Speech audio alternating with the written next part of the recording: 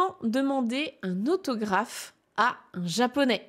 Donc soit un sportif pour dédicacer un maillot, par exemple. Il y a Karine qui nous dit mon fils est fan du club de Reims et particulièrement des 2 joueurs japonais. J'aimerais bien pouvoir l'aider à communiquer avec eux. Donc c'est vrai que ça c'est un super moyen de développer ton japonais, c'est trop bien et je pense qu'ils vont être super touchés.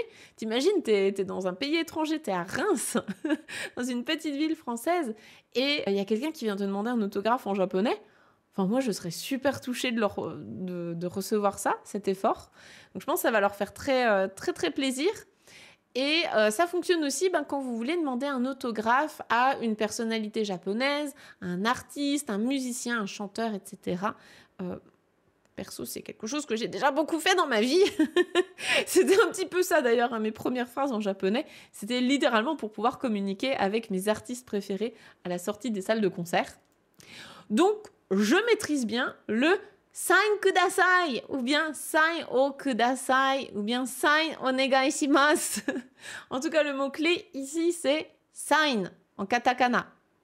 Donc, sign, c'est tout simplement la signature, sign comme en anglais, mais ici en katakana.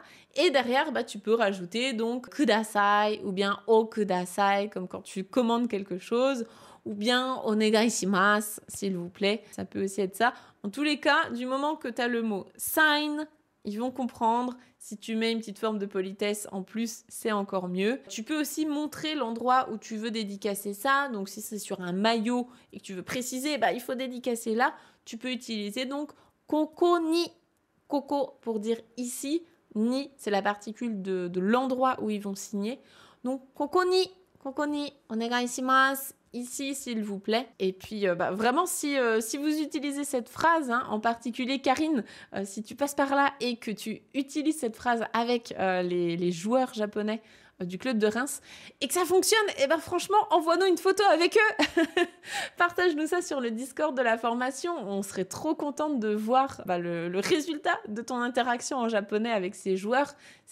Moi, je trouve ça fabuleux, vraiment, d'aller discuter en japonais, d'aller demander des choses, ça brise vraiment des barrières. Même pour eux, je pense que ça va beaucoup les toucher. Et moi, j'ai pu expérimenter ça des dizaines et des dizaines de fois avec des artistes japonais. Vraiment, ça les touche énormément. Quand ils voient des étrangers faire un effort pour parler en japonais avec eux, dire qu'on aime leur travail, qu'on aime ce qu'ils font, qu'on les admire, vraiment, c'est hyper touchant. Faut pas oublier que ça reste des humains et donc ils sont toujours très contents. Donc vas-y Karine, on a trop hâte d'écouter tes exploits en japonais. Trop bien.